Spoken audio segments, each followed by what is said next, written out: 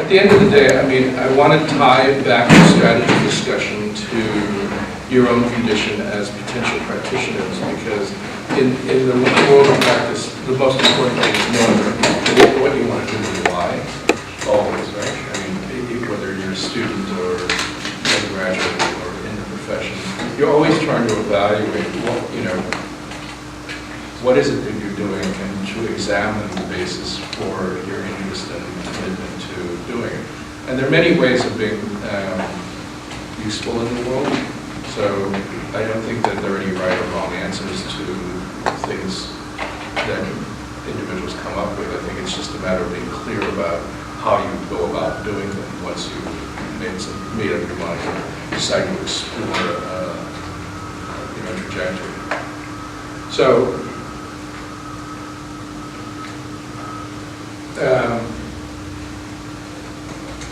for those of you who were at the previous lecture, you realize this diagram, where this diagram comes from, but let me tell you that, for those of you who didn't, that in terms of analyzing organizations and linkages between different domains within a very easy way, it's straightforward, it's an easy way to check, and this is the way that as a consultant I would actually mentally check on a new client and an ongoing if they are experiencing issues, is the relationship between the strategy that they have as practitioners, how they work, which is the process, what their main processes are of accomplishing things, the organization that they use to accomplish it, and I'll use as a placeholder markets. Okay? Markets could mean clients, it could mean projects, it could mean issues, but for the time being, let's use the markets as the collector point. In a business, you would look at it as a market. In a profession, you might have another thing in that position. So today, the issue is talking about strategy in relationship to markets, clients, projects, strategy in relationship to how you accomplish things and how you're organized to accomplish things. Each of these linkages, so in terms of going through organizations, we would normally analyze each of the linkages within an organization or practice and see what's up and whether people understand what's involved in each of these linkages or not. Normally, what you find is people understand 3 or 4 of them and they don't realize the others exist.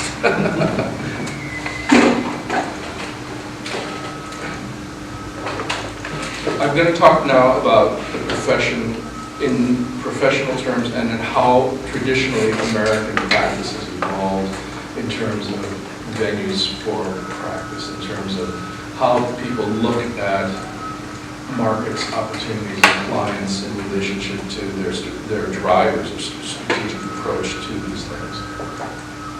So traditionally, it's broken down in terms of driving forces into practitioners that are really in it for singular opportunities, either to advance a practice agenda or a design agenda or something which probably is internally generated rather than externally generated. There are other practitioners who are looking primarily at clientele, and as licensed professionals, most of our education and the way in which the profession of architecture has developed over the past century, including within professional organizations, the American Institute of Architects, and the way in which we are conditioned, basically, in day-to-day practice, is the relationship between the professional and their client. And that enduring professional and business relationship then becomes the thing that a lot of people focus on in terms of how they conduct their professional life. It's reinforced by a lot of schools in terms of the way in which they approach the education of professionals to prepare them for licensing.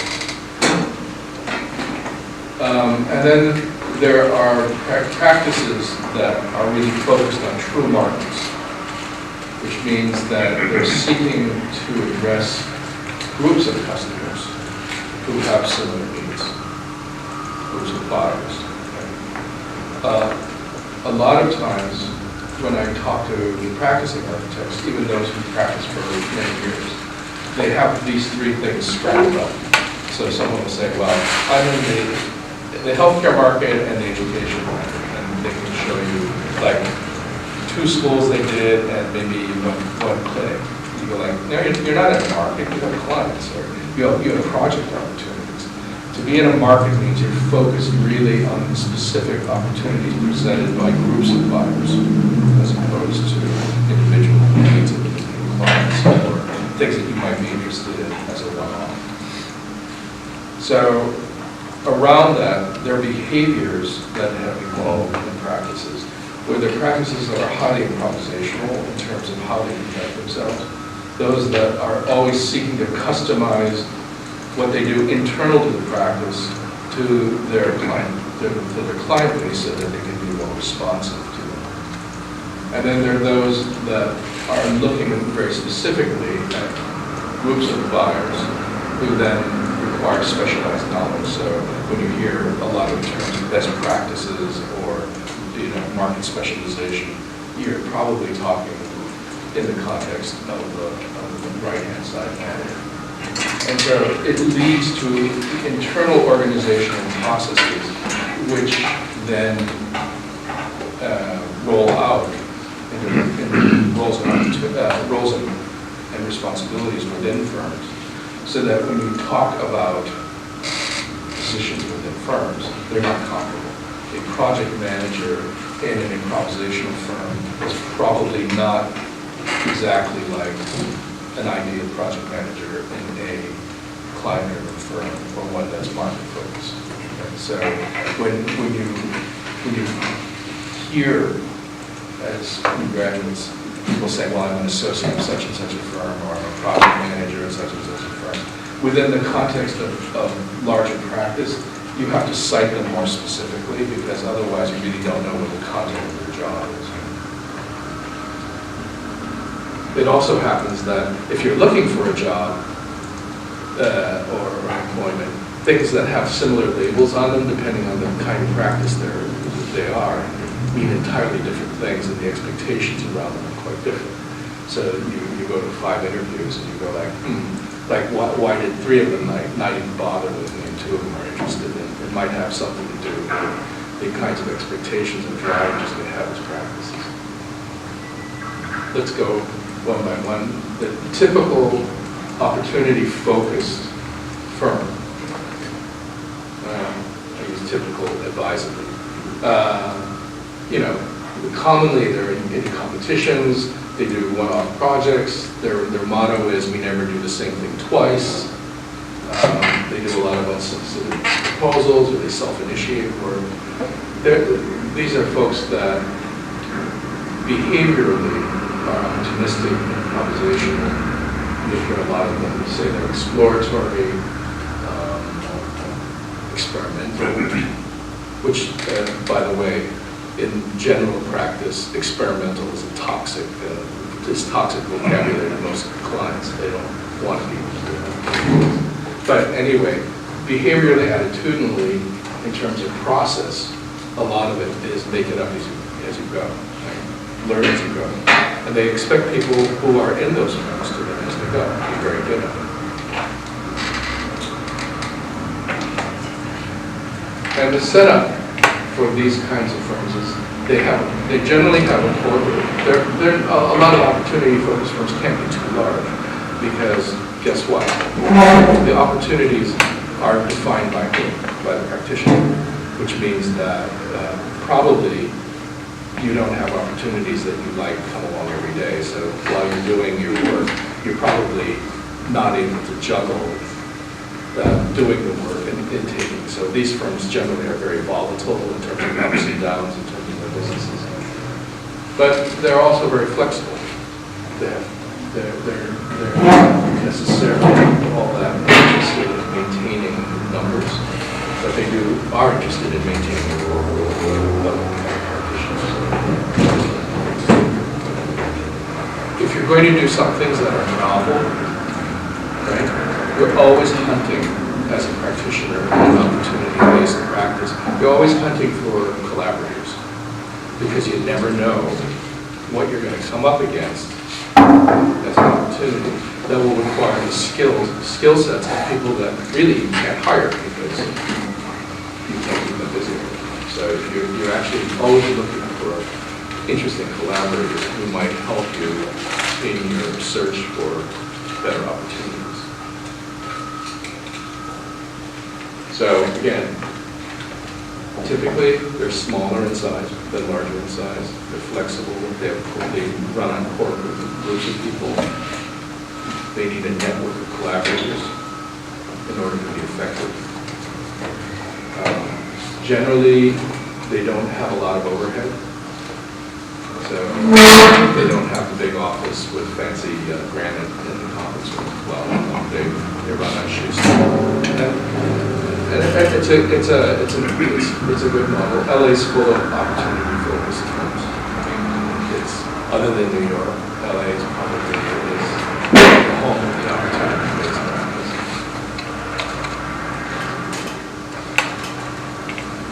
When you get to a client-focused firm, you'll know everyone stresses the relationship.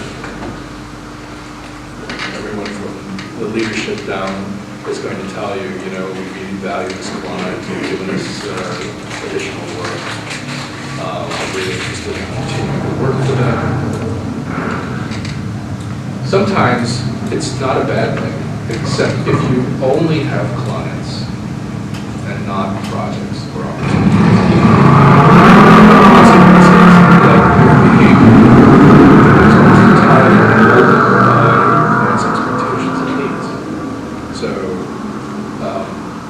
In the extreme condition, firms that have a lot of client work tend to grow as fast as their clients. So the most important thing in the first model is what the questions are as an opportunity. Am I interested?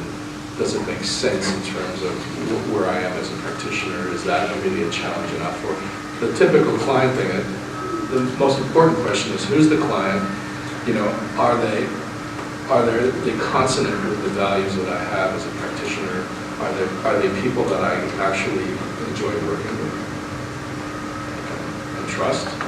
There's nothing worse than being stuck on an island with somebody who you always worry whether they're going to have you for dinner, in the literal way.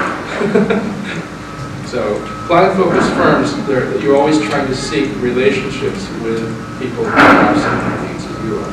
Now, a lot of really very successful firms have grown quite successful and large on this particular thing, which is one of the biggest firms, Gensel, which started really not as the robust multidisciplinary firm that we know today, but it started doing interior rollouts, or rather per se service. And through the acquisition of clients that they liked and serviced well, and acquiring the knowledge of office environments over many years, right? They wound up with a database that was good for more than rollouts. And so being smart, Art recognized the potential for doing a lot more than what he initially had done. And so he got, as a result, a percentage of the client's business. He expanded his relationship within the client. So, and all these clients were, a lot of them were corporations. So they went, he was there for the corporate expansion phase, and the corporate downsizing phase, and the corporate efficiency phase. And so he went through all these different permutations of cycles, of economic cycles and everything with his clients, and built a firm that then went on to do other engagements. And so the relationship, like every good relationship, keeps changing. Okay? It's a static relationship. Like any static relationship, it heads south eventually. You lose interest. Sort of like boyfriends and girlfriends. Doesn't go anywhere good. So the thing is, relationships need to change. They need to be dynamic. Firms that build their practices around a service idea are consultative, they're responsive, they try to make the relationship grow, they try to remain interesting to each other, they elicit from their clients things that would create interest, as well as try to bring things to their clients that are interesting. And a lot of these firms, whether large or medium size, or even small size, they generally find people who are the principal engagement manager, meaning that person holds the relationship, and a lot of other people are called into the relationship to help out. Right? So a lot of times when the firm gets really large, what's interesting is that the engagement manager, a lot of times they're either principals or senior project managers or whatever, have as much allegiance to the client as to the firm. So when the firm is starting to make decisions that are too self-centered, the engagement manager was like, wait, no, the client is not going to be happy about this, and so they're actually an advocate for it's really funny because then you're going like, am I talking to someone a member of the firm, or am I talking to the client, because their allegiances are really split at that point. So these relationships can be very interesting in that it creates these tensions within the firm for how you then grow. And one of the challenges with this model of practice is how to remain interesting and vibrant. And part of the answer is what's your relationship with your client? And is your client vibrant and interesting? And then they're true market-focused firms. And there's a difference between being in a market and leading in a market. So if you're market-focused as opposed to being in the market, you're leading the market, it means that you have to have leadership in that market, which means you have to have perceived expertise and an offer that is relevant to groups of buyers, not individual buyers. So if I have a major healthcare, I'll use hospitals because I'm in the hospitals, but say I'm a local architect and I have a local hospital as a client. That client's giving me 20 projects and $100 million in fees over 2 years. Am I in the healthcare business? No, I'm serving a major client. Okay. Now, if I have 5 of those, I probably am in the healthcare market. So there are local practices that are in a market. There are other firms that are leading a market. You know that they're leading a market because they're generally in different geographies or serve multiple clients that themselves are competing with each other on some level. Okay. And the litmus paper here is that they have an offer that the client, that exceeds the client's expertise.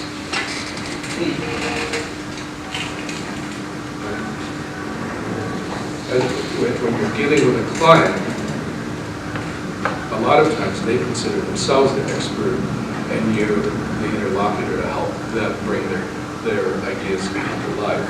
In a market-driven environment, the architect generally has more information, data points, expertise than the client does.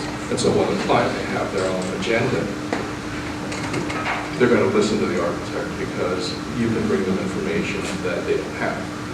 So a firm like HOK Sport and Alpacas, if you're doing a world-class sports venue, the chances of any one client having more data than a firm like that in terms of sports venues is very small, both in terms of technologies, in terms of how ticket sales work, how concessions work, and all that. Those firms have an end-to-end business model information about how different products work within the environment. So you have then, people leading with specific knowledge areas, best practices. They have better technologies in building the typology information. They actually set standards within the business. So for instance, firm like Perkins and Will in the K-12 business actually is responsible many times for helping the school district establish standards within those school districts, so that it's not simply solving problems, it's really establishing a framework for your clients in the process.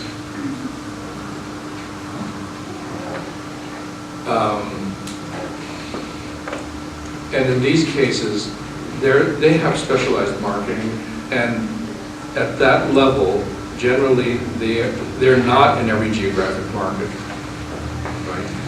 So if you have expertise, you're often called into a geographic market by what? A client-focused firm. Why is that?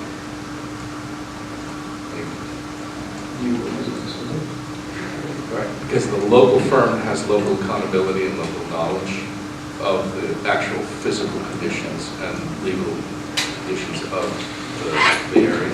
And so it's a natural partnership between someone with world-class expertise in the building type or in the operations of a client type with a local architect who actually knows the conditions of the site.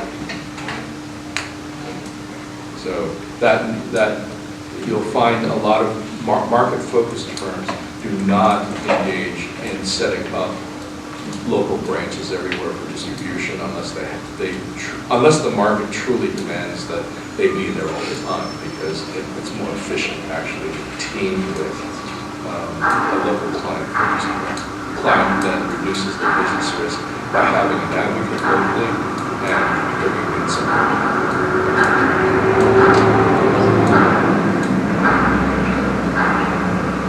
So in the 1970s, prior to the 1970s in the United States, it was illegal for practitioners to advertise services.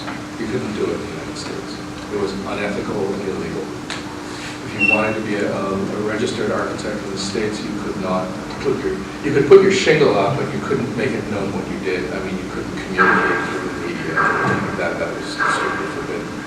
So in the mid-70s, that was changed.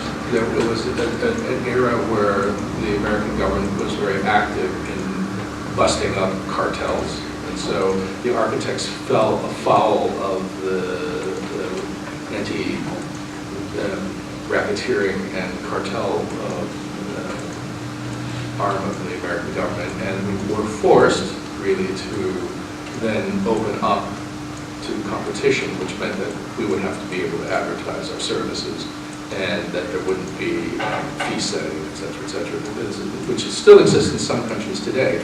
If you go to other countries like Argentina, if you're a member of the Architectural College of Architects, they have established fees. You can't charge under a certain fee in those countries. Your fees are established. In this country, that's not the case. So there are still countries where professional title entitles you to a certain fee structure based upon the complexity of the engagement. In other countries which are market-based and which are subject to the rules of competition, that's not the case. Okay, so why am I saying this? Around the same time, a couple of things happened in the United States, which included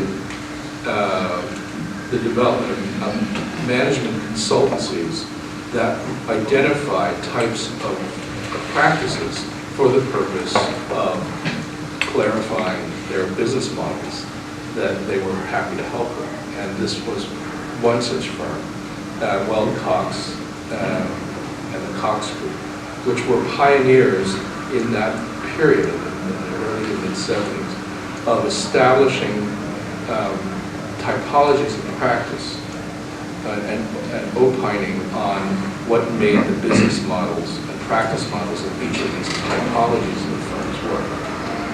And while it was a pioneer in the marketing and representation of architecture services in these different models, he died recently, but truly, I mean, it established, I think, professional consulting to architects as a pursuit.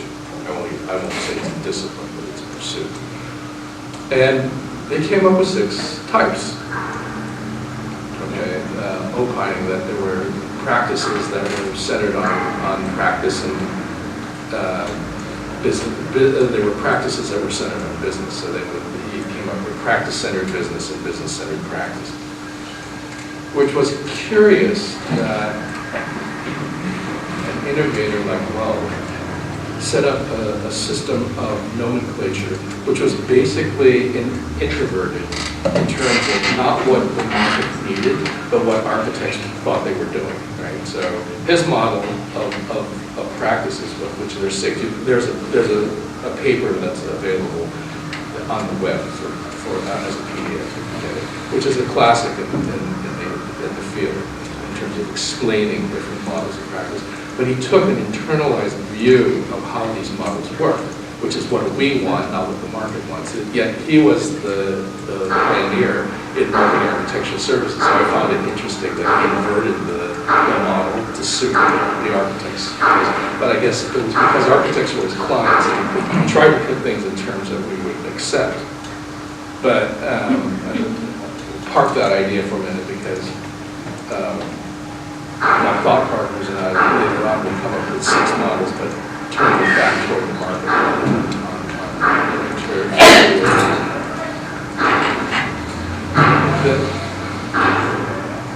The problem that we saw with this model was that from a behavioral standpoint, it didn't address what the outside world was expecting from us in terms of our participation. What was our contribution to it? So to say that you're in practice-centered business or business-centered practice is fine from our internal standpoint, but it doesn't really say what our contribution is to the world. If anything, I think what the inversion has been is that we've gone from a world where being introverted is okay to one where not knowing what your impact is in the world is kind of deadly, right? Because no one wants to pay for people who have no impact. So our value is highly dependent on the calculus of what it is that we think we're doing versus what other people value in terms of what we're doing. So it's a we have to kind of rethink and revalue what our participation is. And in terms of where practice and business has wound up over time, there's a seesaw between people who are looking for relationships and relationship with other people and relationships with things, and those who are transactionally based. And what's the difference? For a transaction, it's about doing what you need to do and then moving on. It's like there's not a lot of residual in terms of human relationships.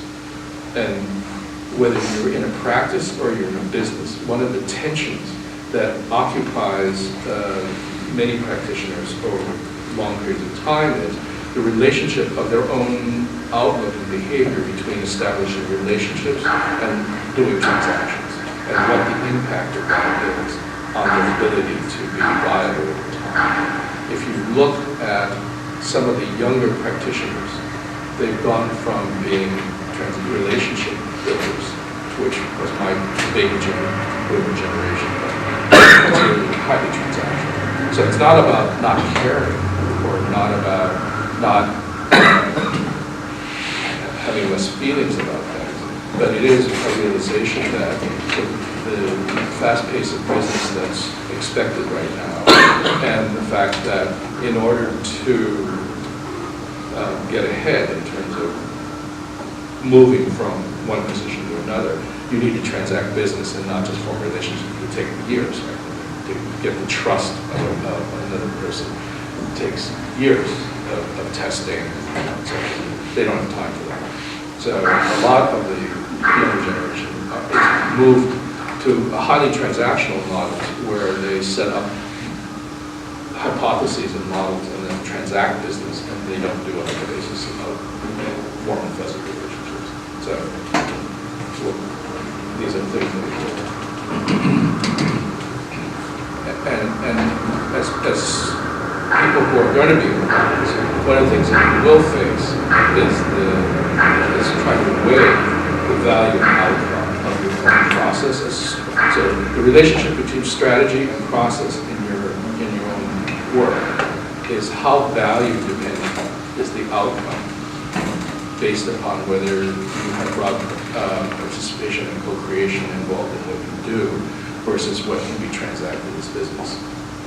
Meaning that you can impute the value without engaging a broader public in terms of the process. I mean, from a politically correct standpoint, we always say you have to engage with many people and touch all these things, but that's in practice not borne out.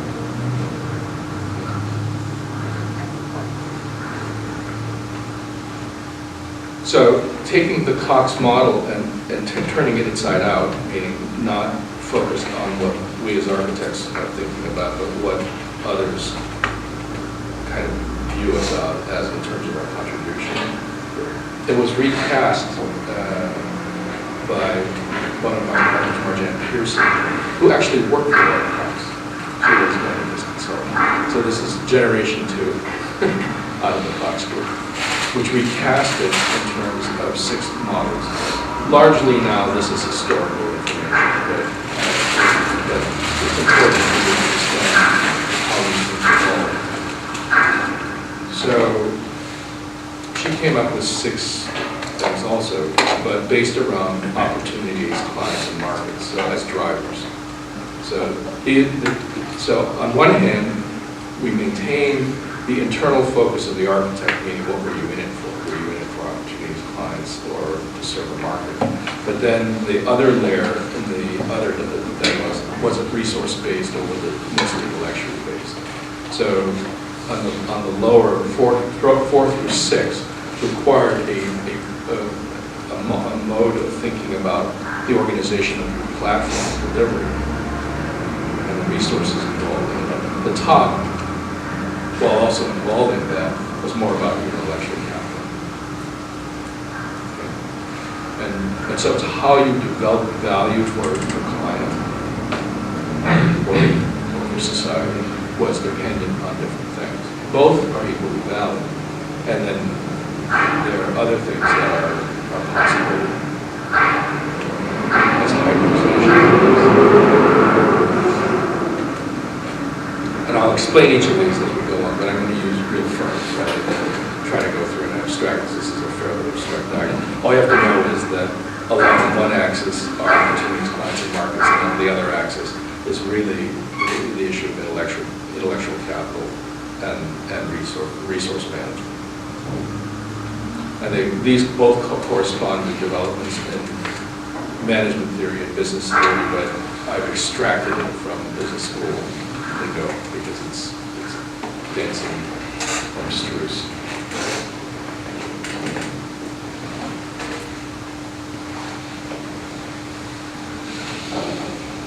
I just using this as a marker to recall where we were historically. So for those of you who were here at the first lecture, you understand that.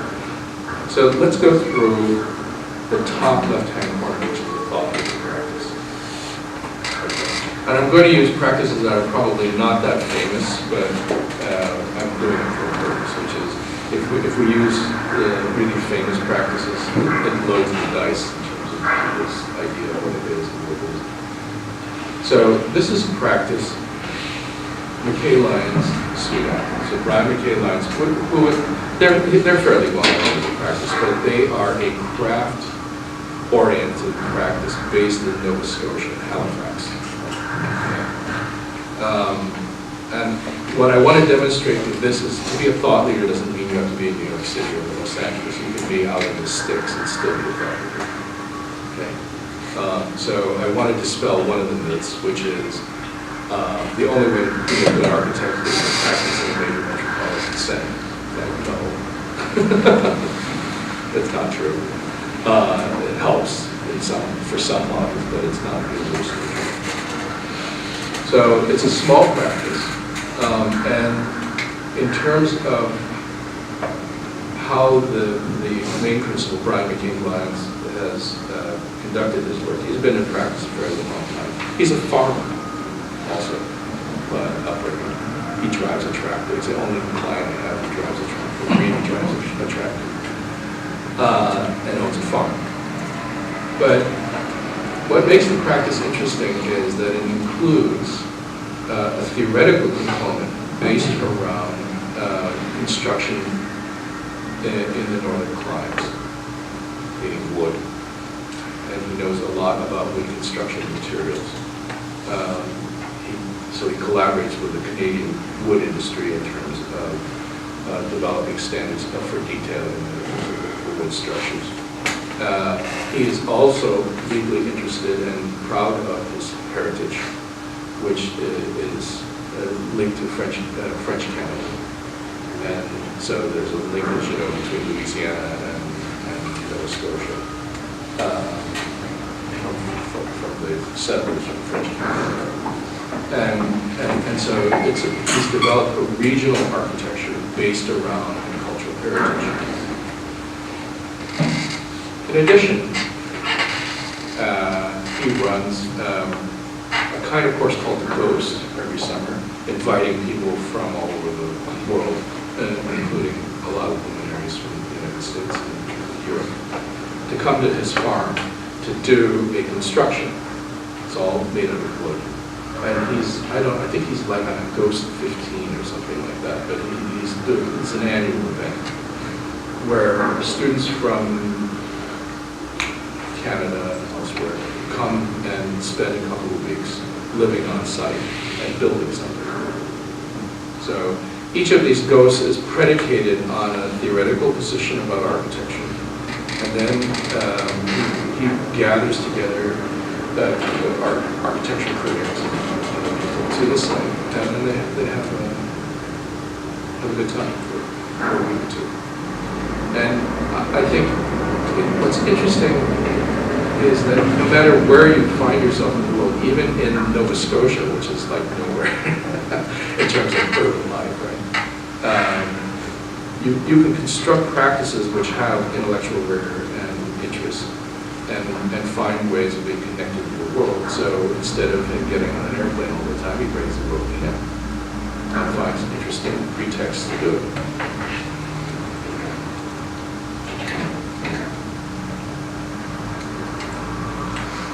Another thought leader practice, as an example, is William McDonough, who used to be the Dean of Architecture at the University of Virginia. Most of you probably know him for his work in Cradle to Cradle, which he hypothesized that there was an organic cycle and an inorganic cycle, and then by recycling things, or not upcycling things within those respective cycles, that you can actually reduce your energy and material usage footprint drastically. He teamed up with a chemist, Michael Braungart, and they have a composite practice. So there's an architectural practice in Charlottesville, and then he has a chemical composition practice. He works on materials and stuff, and analysis, and does lecture. Again, Charlottesville, not a major metropolitan center. He has a good association with the university, although I don't even think that it's that close right now as a professor. But the impact that this practice has, even though it does, it's kind of funny because I think Bill at times has been frustrated that he doesn't do more architecture. But then when you look from a client's eye, his role as an architect, as an executor of design, is probably less valuable than his contribution as a thinker, where his own analysis of how industry uses or clients use their materials and how they recycle things, or how things operationally work within the client group is much more relevant and actually saves him potentially a lot of money. So he can go to an industrial plant, say I can save $7 million in operating costs and energy costs for you by reanalyzing how you do business. I think, okay, we're interested. What other architect can do that for me? I mean, you're going to spend $7 million, not make something, So then when he wants the architecture, they go like, no, I'm not going to give you your $7 million. I'm not recycling you. I'm not recycling the money you saved me to recycle an architecture. That's a bad joke. Anyway, but you know, you get it, right? So it's about his contribution as a thinker that actually gives him leverage and power in terms of impact in the thought leader model. So I mean, there are a lot of very famous architects who are thought leaders, like Dr. Wilhelm. So you already know those things, reading and stuff. So I'm not trying to cover what you already know. These are things that some of you may know, others may not. But these are two interesting examples that are plausible even in the sticks. If we move now to the center of the chart, and we look at client-focused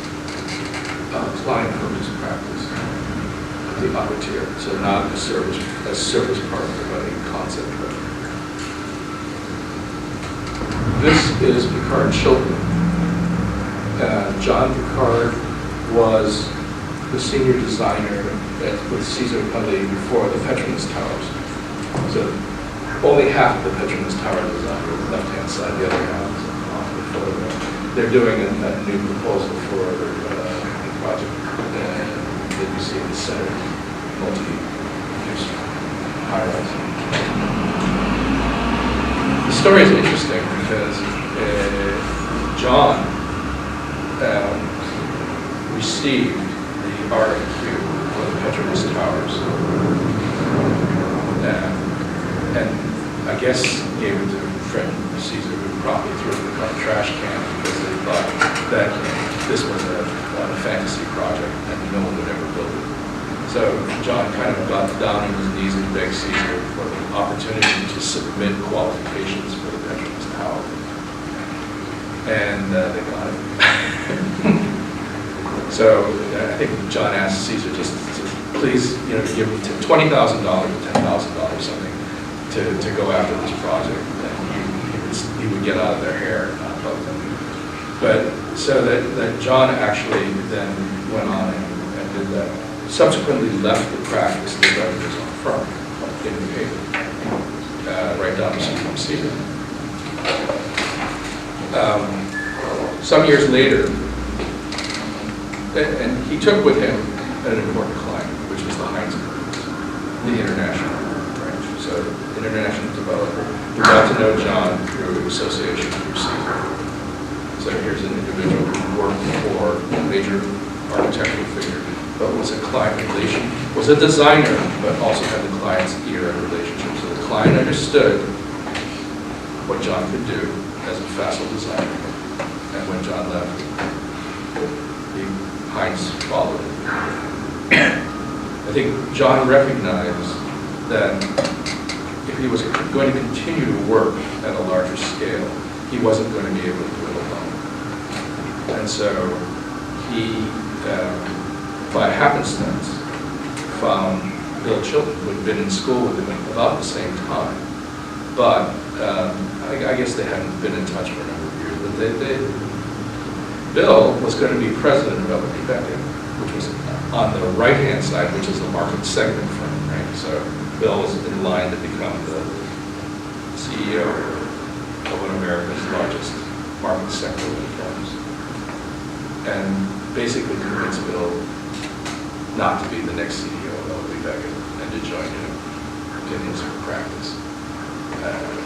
And so Bill joined the practice, and Picard-Chilton was then formed as a duo, which for impact for a client like Heinz, which is building major international work. This is a small firm in New Haven. This is not, a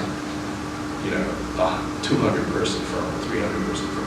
This is a group of guys, like 25 people, sitting in a small office in New Haven, doing stuff like this. And they're probably bigger now, but not much bigger. But the impact of the intellectual force of a major designer with major international high-rise experience with a world-class manager, which means that the manager brings to the table an understanding of what the business of the client is, what the business risks that are being faced by the client is, an appreciation of how things are financed and kept online and done in an international environment. The two of them, as individuals, could leverage a very large practice in a very small resource base. Okay. Intellectual capability and the world today counts for a lot. You can leverage yourself hugely on the basis of what you know, not just what you can do if you bring together the right ingredients. And so these two gentlemen found a very happy situation in being able to bring to a client true value, which is the ability to design to a world-class standard and the ability to have insight into the process by which these projects are realized. They have a third partner who has emerged, who understands how these things are designed and delivered.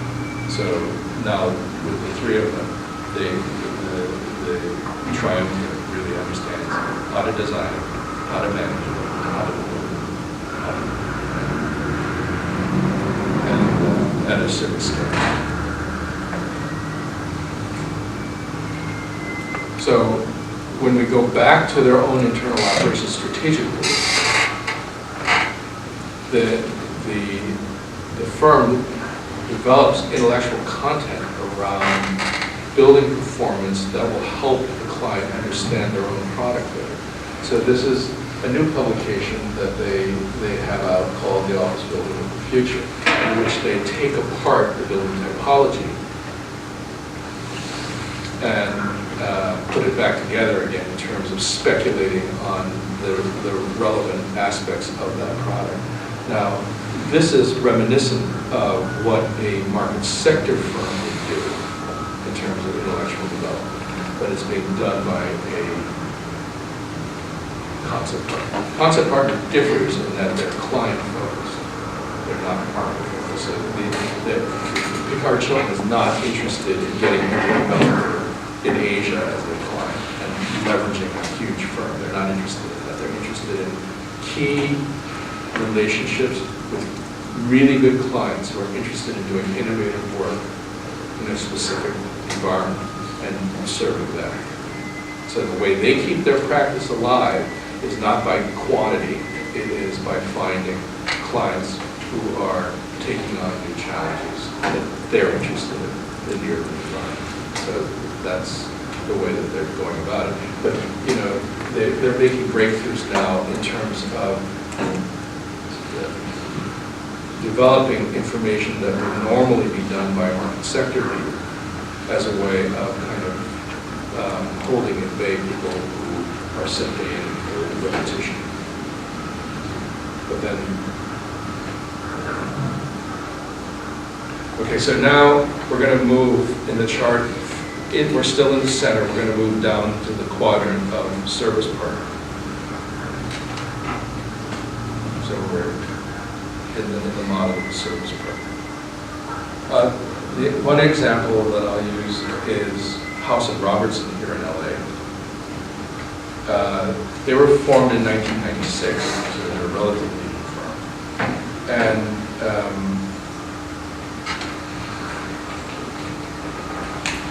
they were counterintuitive, I guess, even at the time, and sensing that their strength and their interest was in being executive architects.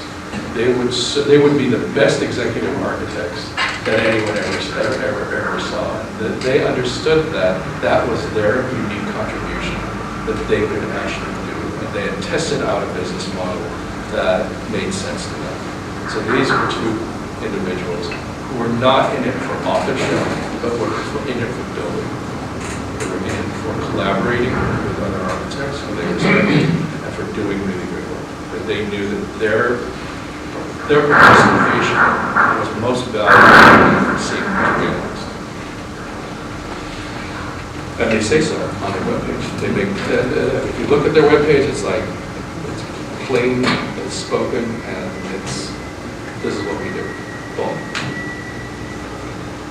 It turns out that when OMA was shopping for an executive architect in LA to do the Universal project, which didn't get built, but which looked real enough at the time, that we came to town and interviewed the enormous number of potential executive architects, including people who had political connections, established and whatnot. Right? These guys were just getting started, and we chose that. Because of the clarity, not only because they both had really good experience and track records in doing what they said they were going to do, but because they had clarity of what it was that they were going to add as value. They were so clear in terms of their own roles and what they were trying to achieve, that clarity was a good match with OMA's ambitions. That we were clear on what it is that we wanted out of it. They were clear in terms of what they wanted in terms of participation.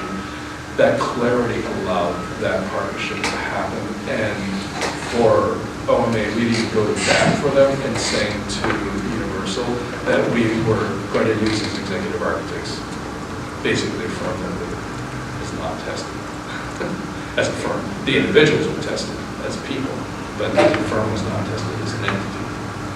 So here's an example of people who are starting out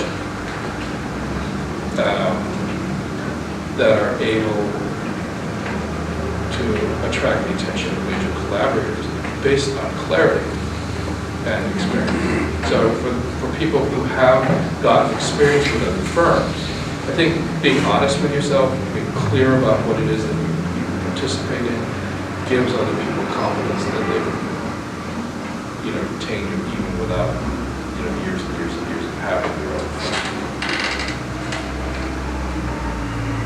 And what's the most surprising is not that OMA was signing up on it, but that we got Universal Studios to say, okay, because as a corporate client, you have the choice of all these established firms, including people that some of us may have IOUs to. It's like, so like what? Well, what are you doing? Are you insane? No, we're just being clear. We have people who got it.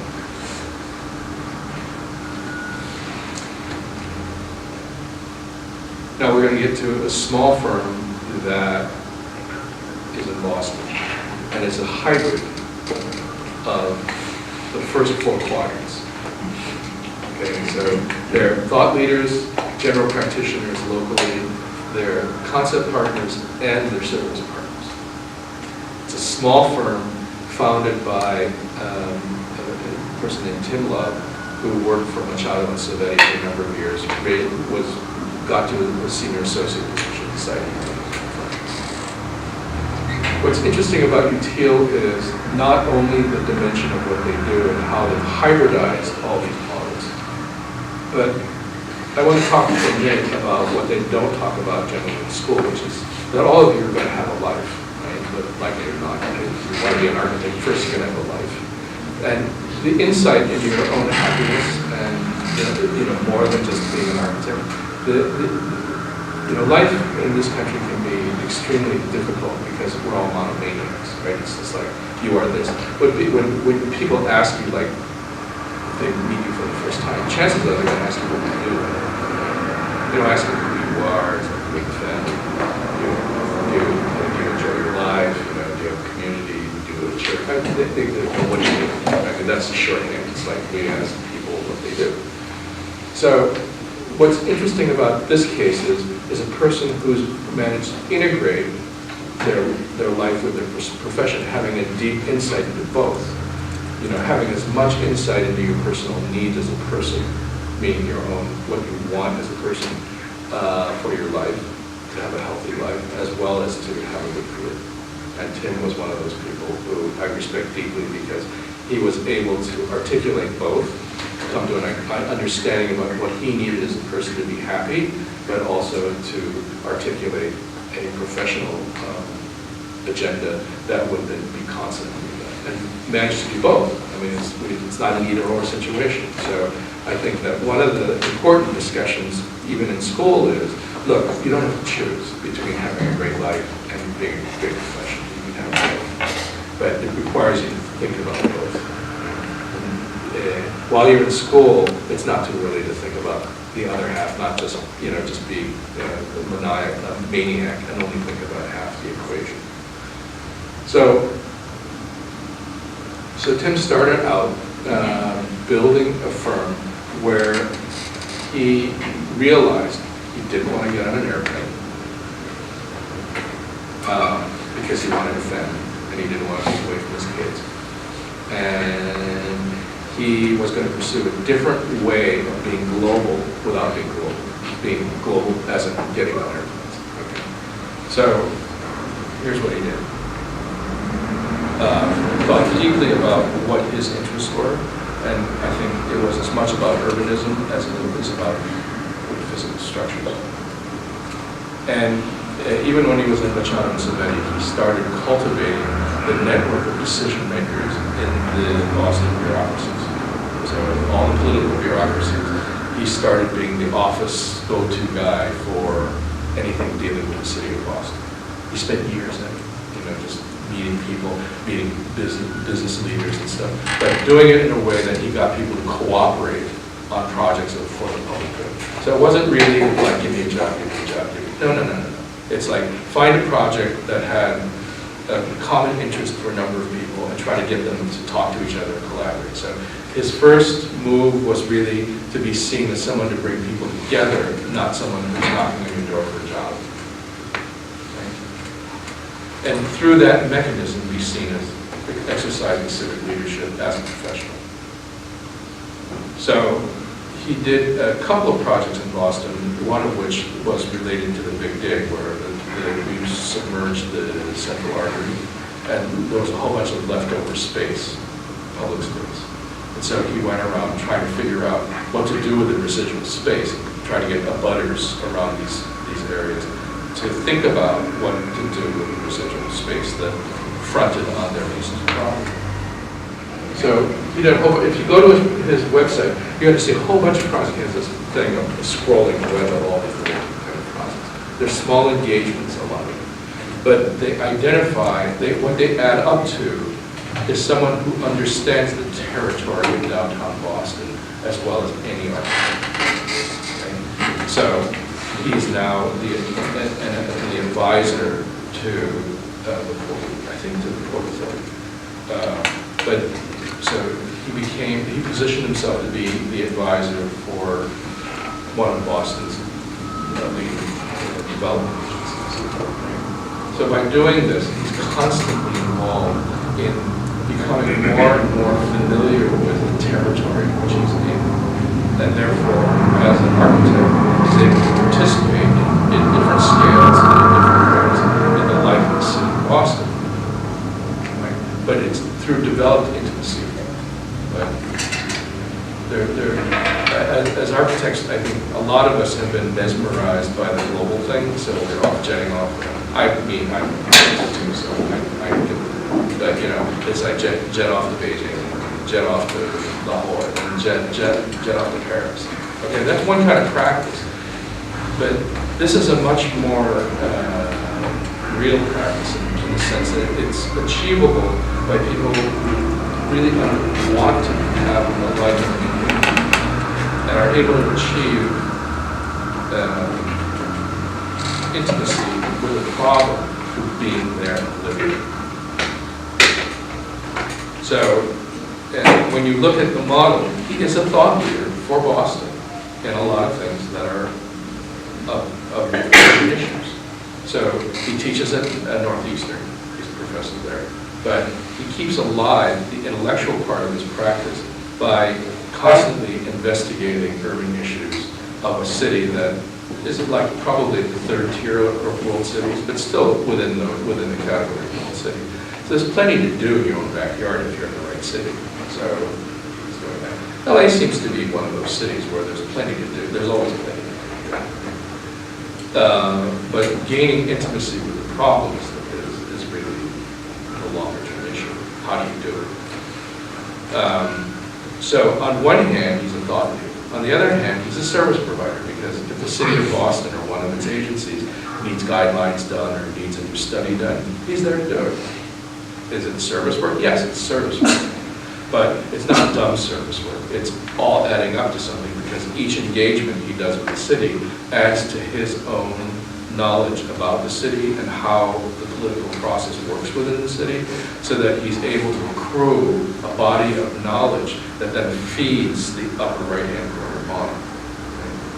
So much like Art Gensler did at a much bigger scale, right, taking interior rollouts, getting the data, and then then turning it into intellectual property or intellectual capital.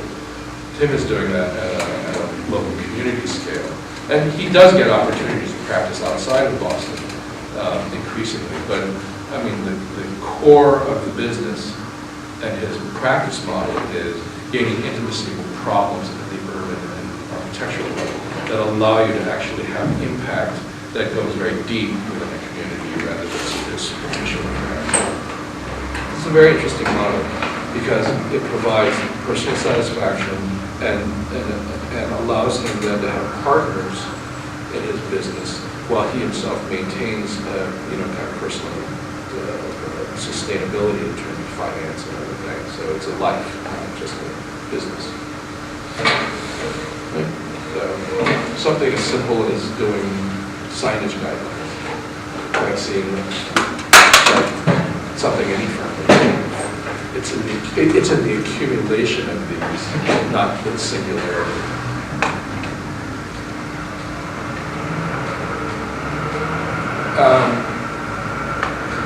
Okay, so we're going to leave that separate. Now we're moving into the upper right-hand corner of the models, which is market sector leadership.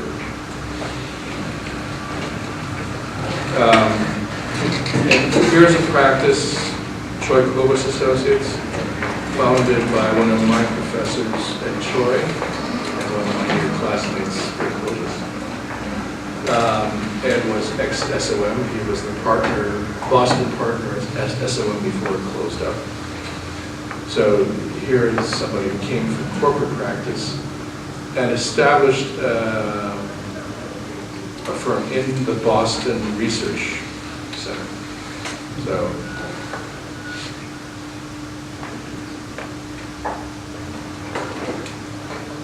Troy Kobus has established a lot of its reputation in the healthcare sector, and is a major force in the United States in terms of design of specialized healthcare programs. But this is like one of their installations is a proton therapy unit for cancer. There are only a few of these in the United States. They've done most of them. So their participation is not in healthcare in general, so they don't do community hospitals and stuff, but they do research hospitals.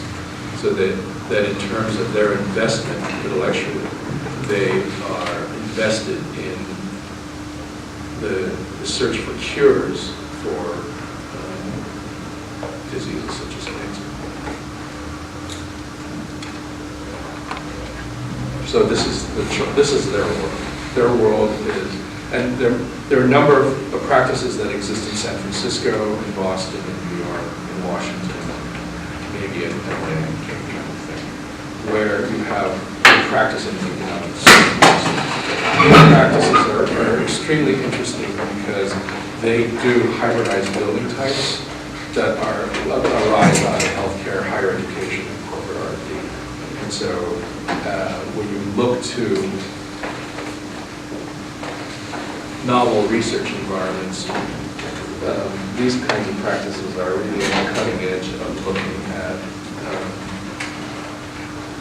research in the life sciences and medical professions. But the people at the top of Troy Kobus are intellectual leaders. So they're not just physical designers. Some of them design fairly well, but understand the thing that drives it is medical cure technologies. A different kind of market sector leader. So this is one kind, but it's really tied to the economic model development in a locality. Troy Kobus does work around the world, but it's an example of gaining global presence through being in the right local market. So like Boston is a super cluster, life science super cluster. If you practice in that cluster, it's something that economies worldwide envy. I mean, China wants to develop this. I mean, India wants to develop it. So by gaining experience in one of the major clusters, it's transferable to other clusters.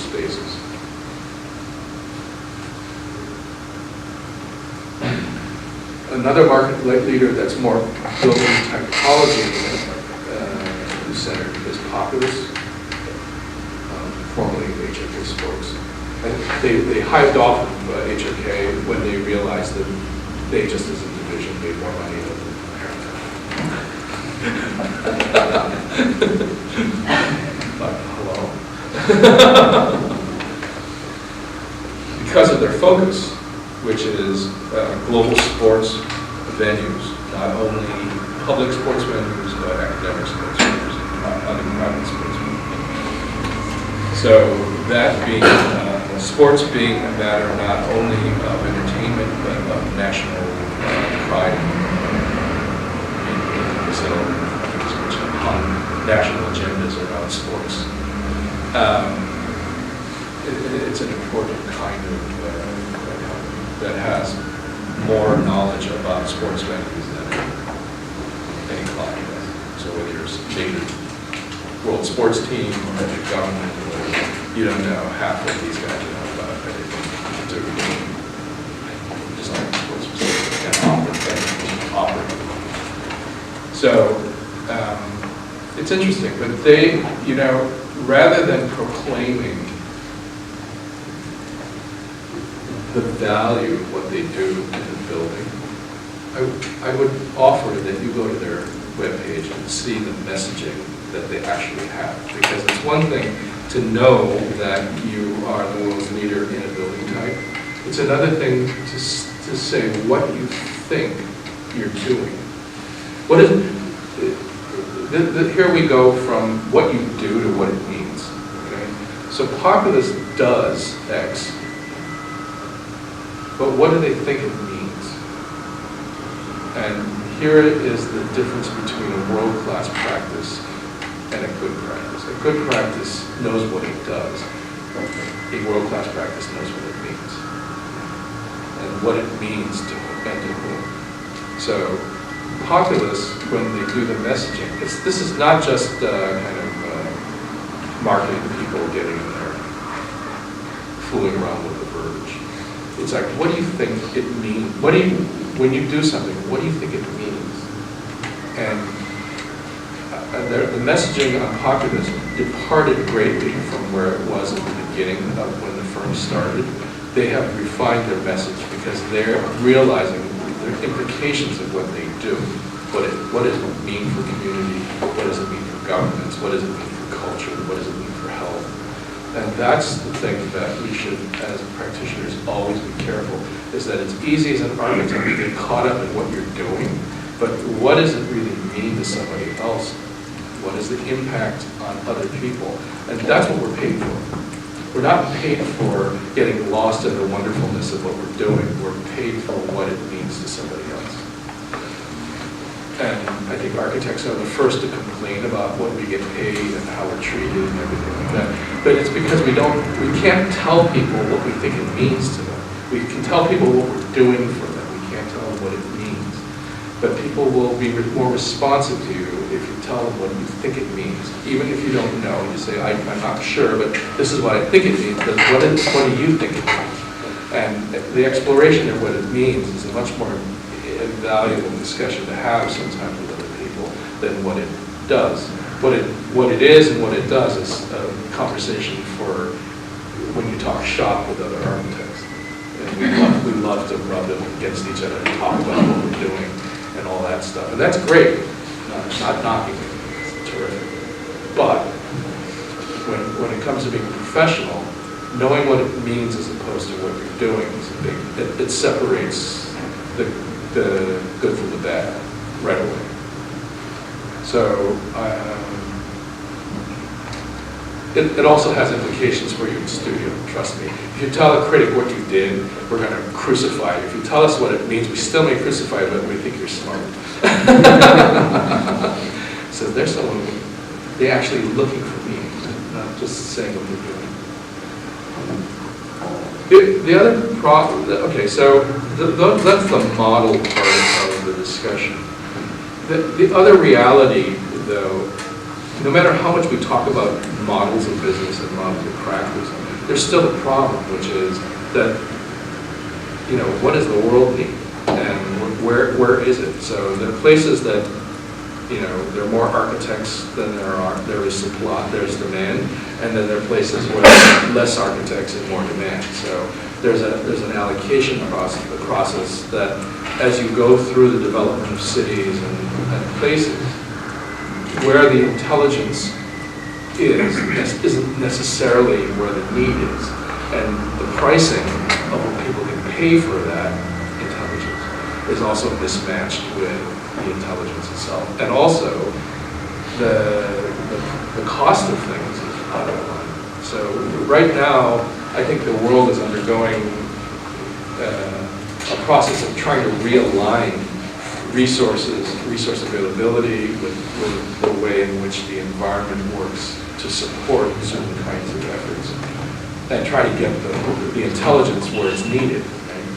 So the internet helps, the computers help. The fact that we can collaborate globally on global network platforms helps. The fact that we can get on airplanes helps. But still, there's an allocation problem. So when you look forward and you look at where the population growth and the city growth is, it's obviously kind of a mismatch to where the production of brains are, right? At least in our field, which is that the advanced Western economies continue to pump out gobs of very talented, intelligent, great professionals, and it's not that the market needs all of this, right? So it winds up in this kind of crazy situation where there's a misallocation. So somehow, I think one of the challenges for our professionals is to find modes of reallocating how our brains are used, not only within existing geographic context, but also ones where there's a lot of development, but not necessarily a lot of infrastructure to accept what we're going to do. So what we do is not independent of what others do. If we go into a situation where we know things, but there's no resources, no infrastructure, a lot of what we do is stillborn. There's no soil in which to put our ideas. I don't have an answer for this. I just pose it as a no matter what we think we're doing, understand these people cull from the world. They go around the world, and they can't stay in any one place because they need to do it globally in order to get out of business.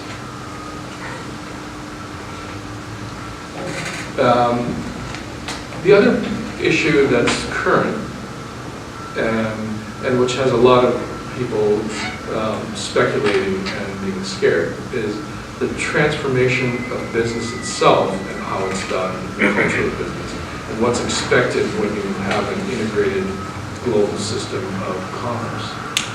And so the drivers that drive organizations and the way businesses are run leads to a landscape where a lot of consolidation is happening in businesses, not just ours, but banking, construction, retail. And the problem can be looked at like this. There's local and there's global things. There are things at very small scales and things at very large scales and high levels of complexity. So the way in which you deploy organizations along these various, in this three-dimensional matrix, becomes a design problem in terms of navigating how established practices work. So if you look at the examples that I showed you, there are firms like Tim's, which have navigated it more at the local scale, taking into account that there's a global world out there, but doing it really intellectually.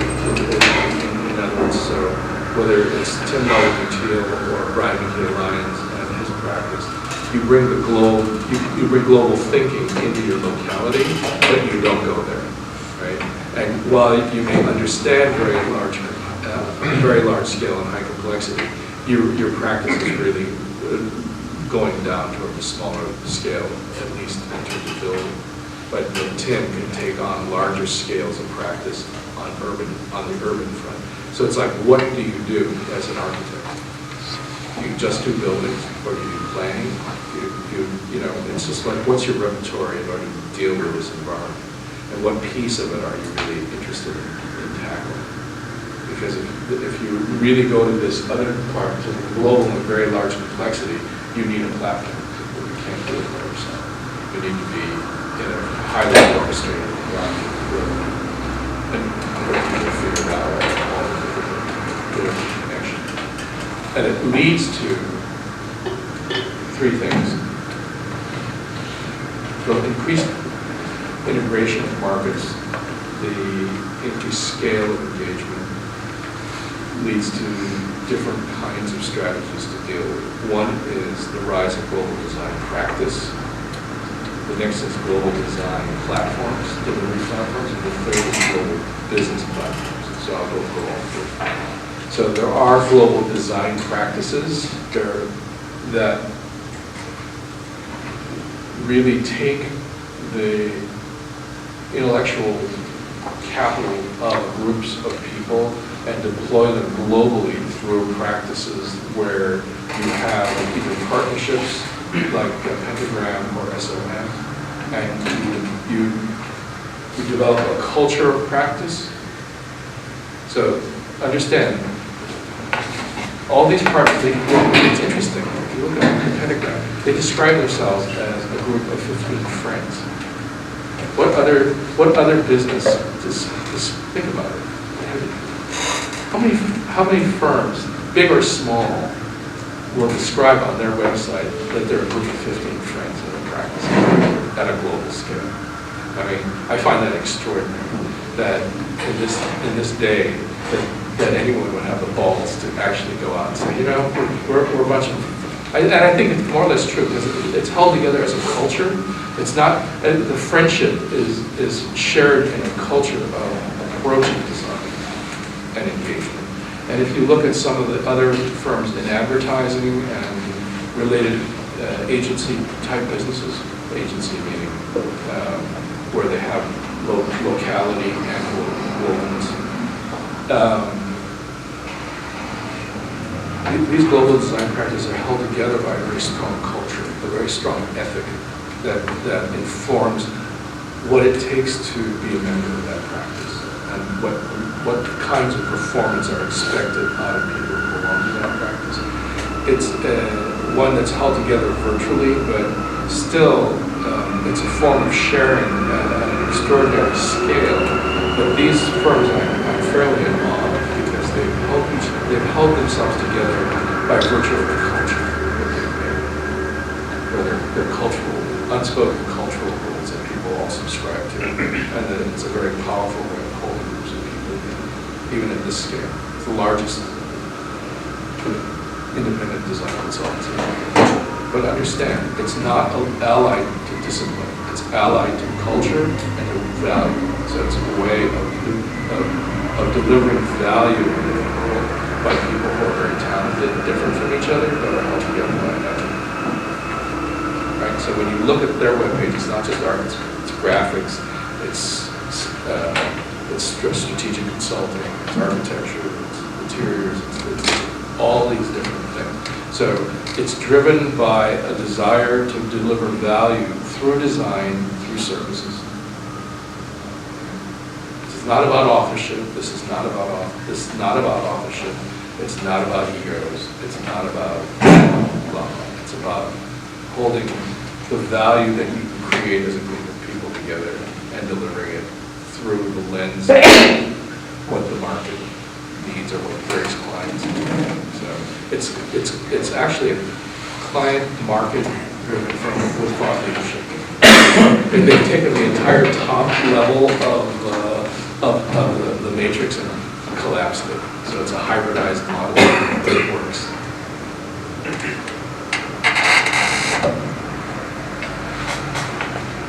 That's one form of large, and working for firms like this is not, people are sometimes scared of these larger firms. Sometimes it is scary, and sometimes it's not. So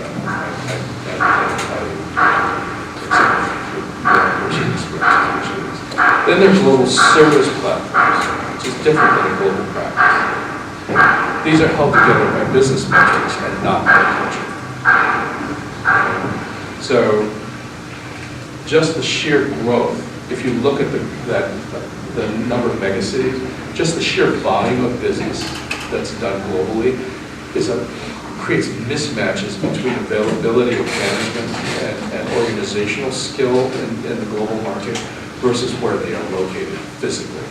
So you need a platform in order to deliver services by some organizational mechanism that gets all of the pieces of intellectual capital that you need and deploy it through a structure that will allow you to deliver it in a locality that nobody may either want to go to or establish a permanent business presence in. So these people operate globally, right, in places, North Pole, Sahara Desert, New York, wherever, right? They're prepared to organize and deliver services wherever it's required. A horizontal platform means that it's organized along disciplines of service. So they're not integrating the delivery chain. So this one, which is IDI, is a multidisciplinary practice which integrates planning, architecture, design, all the design things with intelligent systems. So they have an IT platform that takes all of the services and has a managerial and technological infrastructure to deliver those services. So they take one part of the value chain. Now a firm like Jacobs, which is vertically integrated, goes end to end. So it's everything from the inception of a project through its construction. They do the design, build, transfer, operate. And so Jacobs is a vertically oriented firm, and these companies will take on end-to-end projects. So they're good for, things like offshore oil drilling rigs and stuff, where you need end-to-end responsibility. So design, thinking about it and designing it isn't good enough. You got to build it together. So very, very large. Jacobs also will do things like your city's bankrupt. Like there were cities in Massachusetts that were bankrupt. So they had no school system. So Jacobs came in and go like, okay, you have no school system. We'll reestablish your school system. We'll do K through 12, right? You need 5 schools. Okay, so we'll build them, we'll operate them, just pay us a fee. They'll rebuild the entire school system for a bankrupt municipality. End to end. They hire the architects. So that's that kind of global service. And they're needed because, at that scale, there are not very many firms that can just go into a bankrupt city and reorganize the whole thing.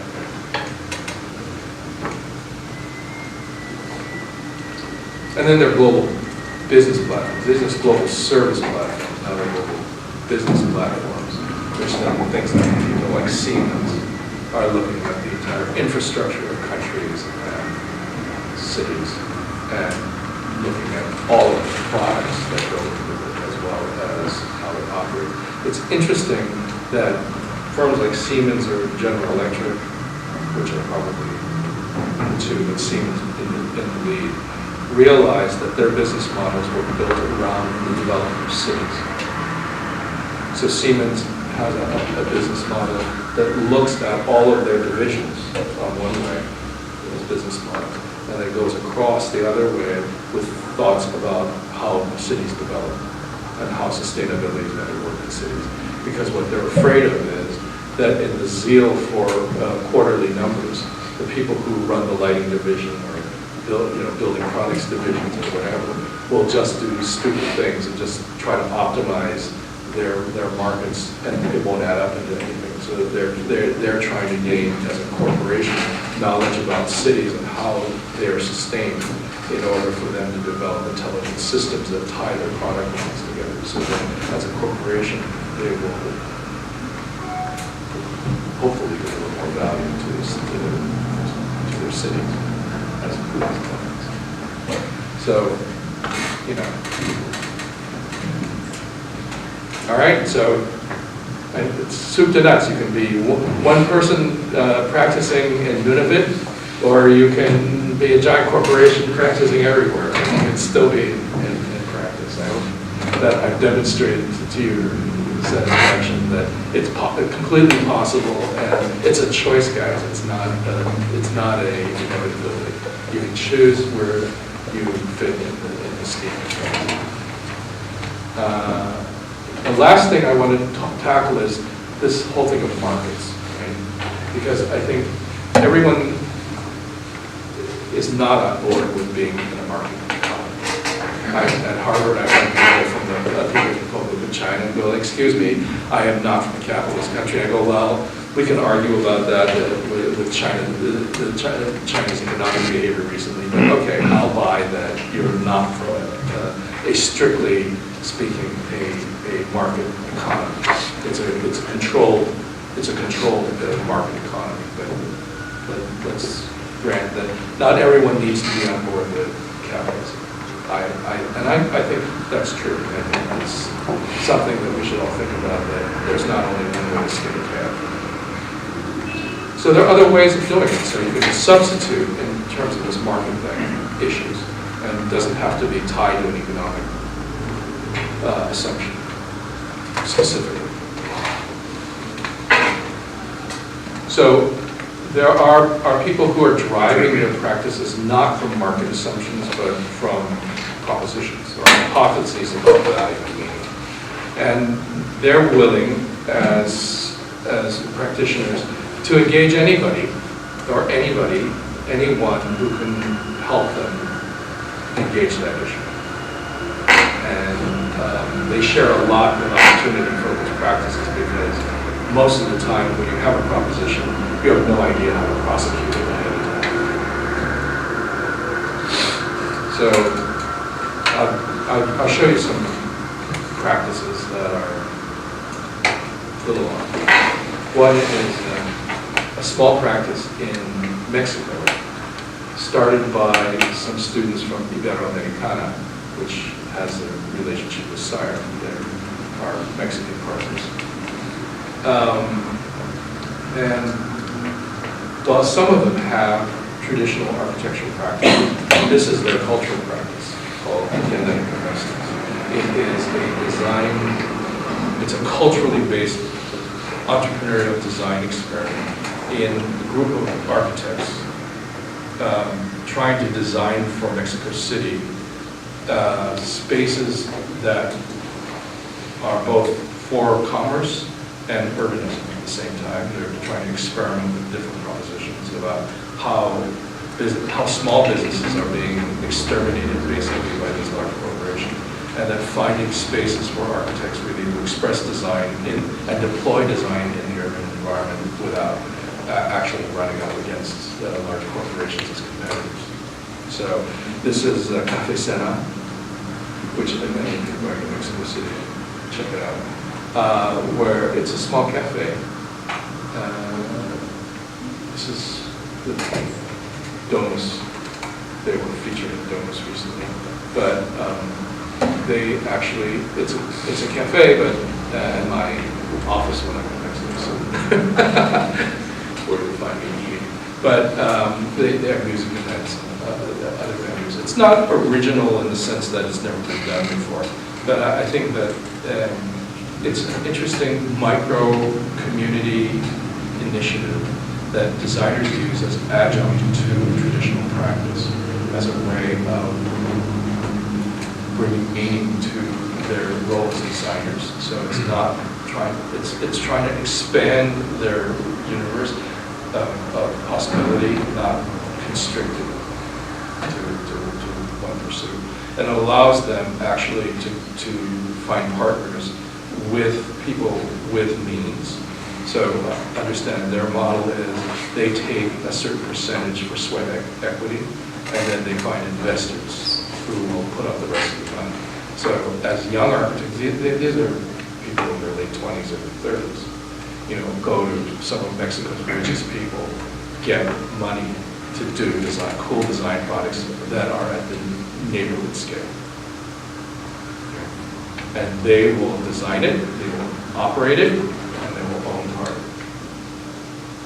And so as a group of partners, then their interest is in continuing to deploy, cultural venues within the city as designers, whatever the microscale. But understand, this is good training for them, because who are they interfacing with? They're interfacing with some hot dog, investors, to people with money who might be architectural clients in the more conventional mode later on for all things. But the initial thing is impact. Their argument is not, let me design a building for you. It's, let's see what impact we can make in the community with these projects. It's also about education. I don't know whether people know this group, Mass Design, in Boston. They were students of mine at USD, and got this opportunity to design a hospital while they were students, and were terrified because they didn't know anything about hospitals. But then one of them was deeply influenced by Paul Farmer, who was a major figure in medicine in the Farmer, this revered almost as a savior of Haiti for his work on human health in Haiti. But in any way, Farmer basically said to the student, I never look at architects like, what do I need an architect for? It's like they're a waste of time. And my friend was not deterred by that. He said, well, why do you think that? He said, I can do it all myself, and I know what I'm doing. But then they found a way of convincing Farmer to actually give a shot at collaborating. And actually, even as students, their ignorance actually proved to be a good, because rather than go for the off-the-shelf solution of best practices, they went from the bottom up of examining exactly why they needed to do certain things in a certain way. And so, if you look at the left-hand side, this is the Butaro Hospital Complex, which they did on a shoestring. And then underneath is the clinical board. Understand, this is a country in Rwanda, no resources, and a rudimentary healthcare system.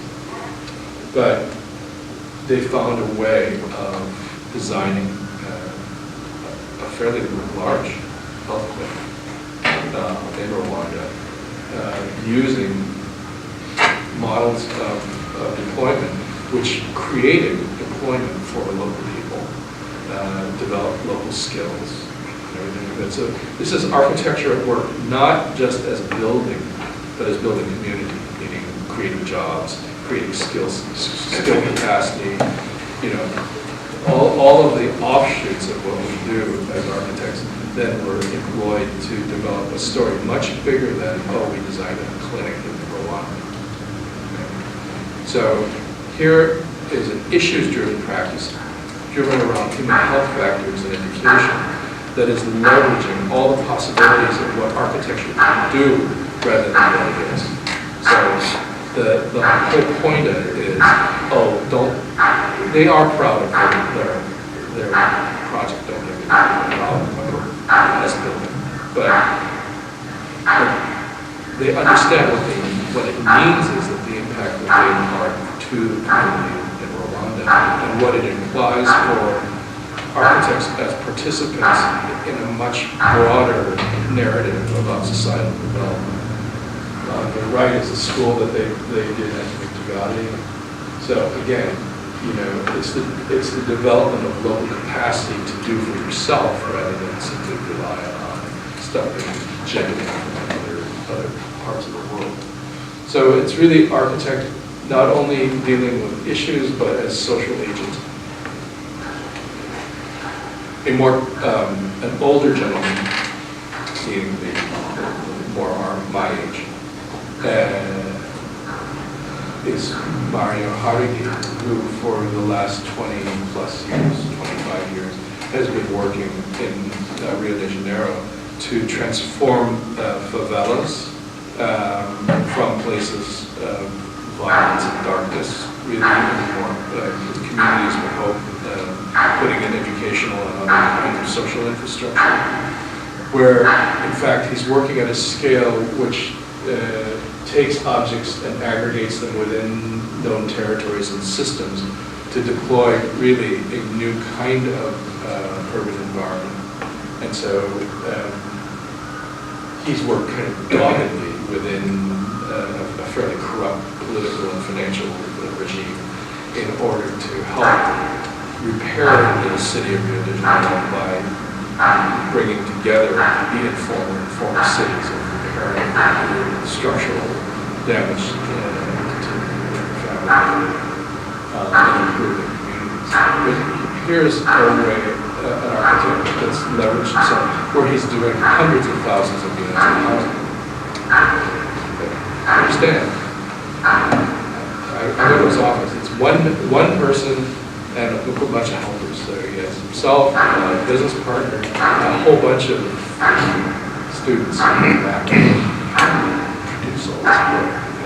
Because there's a different value chain in Brazil. The contractors take a lot more responsibility.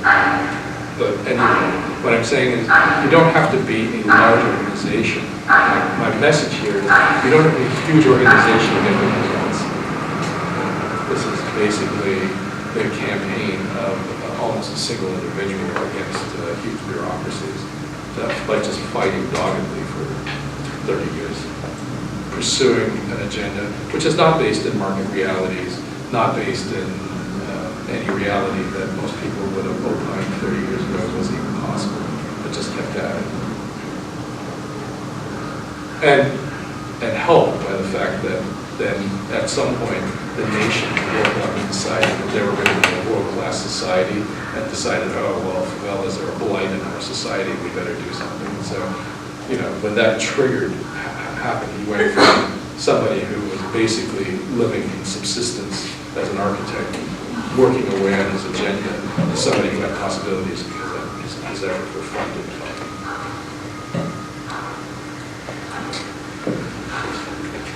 So we're getting toward the end. I just want to emphasize that, you know, it's about your choice of how you think about your content. It's how do you become aware of your possibilities? How do you select from what seems like an infinite amount of possibility and frame within your own possibility the things that you think you should be doing? You know, I don't think it's a given. The profession of architecture is not a bunch of givens that you're all kind of like being manufactured and pushed out into the market just to fulfill little pigeonholes that are out there. That's an easy thing to do, but it's sort of a cop-out.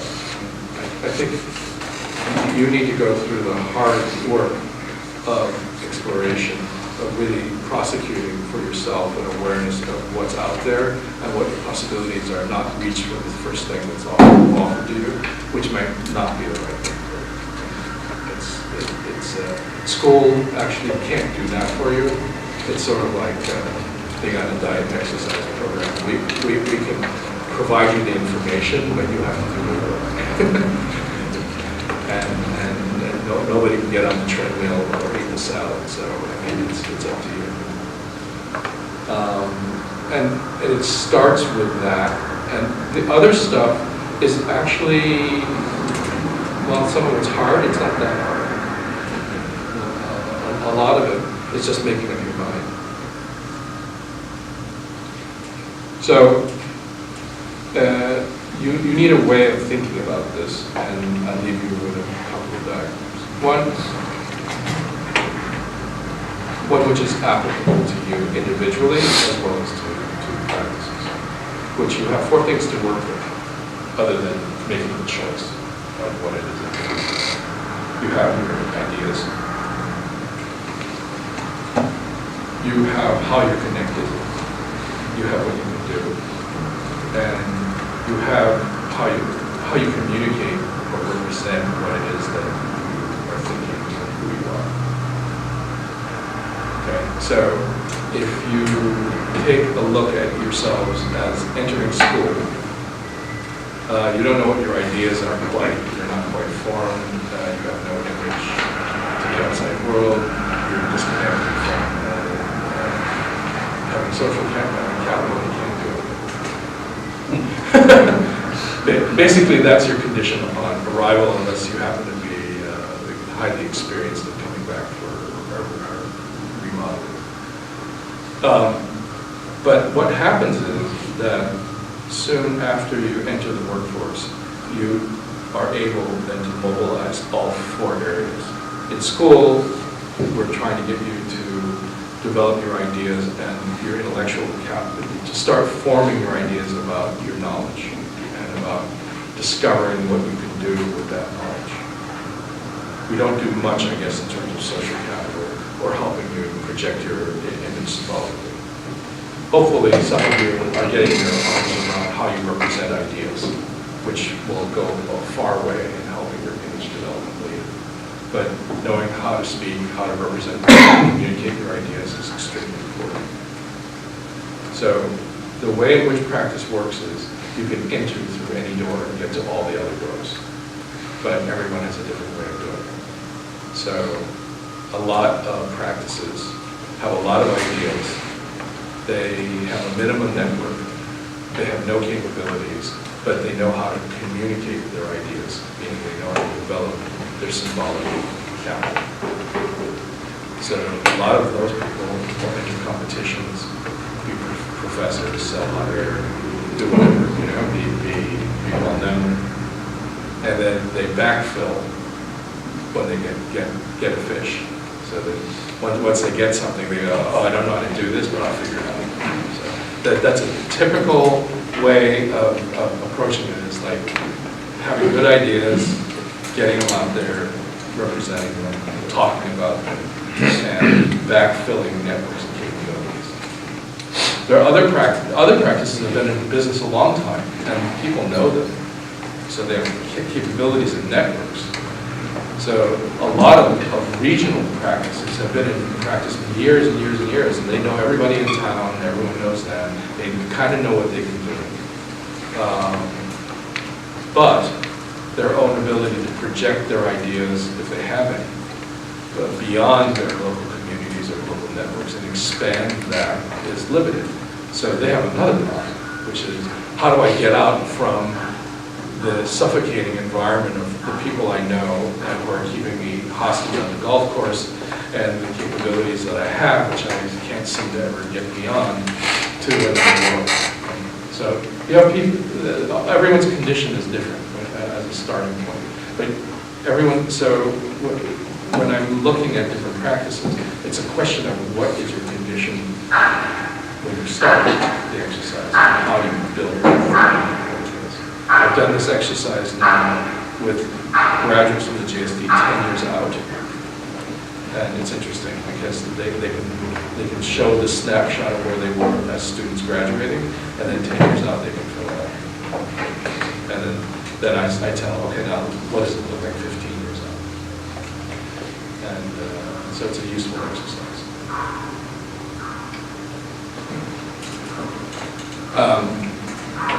When you're participating in a creative exercise, this is the way in which this idea was originally hatched. It comes out of work done at the Harvard Business School by Rosamund Moss-Cantor, who wrote this book, World Class. But she said concepts, competencies, and connections. And not being an architect, she forgot symbolic capital, because she's a businesswoman. So that's where this one originates from. I think one of the things I'm beginning to think about is that image, as understood by my generation, is probably not image as understood by the younger generation, and that it's actually much more important to be connected. Because in an issues-driven environment, where it's the environment that counts more, it's not so much your own personal image as an auteur or as a celebrity that matters as much as being tied into the environment in a way that's meaningful, so that you can actually operate in So I'm fooling around with the idea that maybe it's not image so much as connectivity, but the jury's out on that. I'm still thinking about it.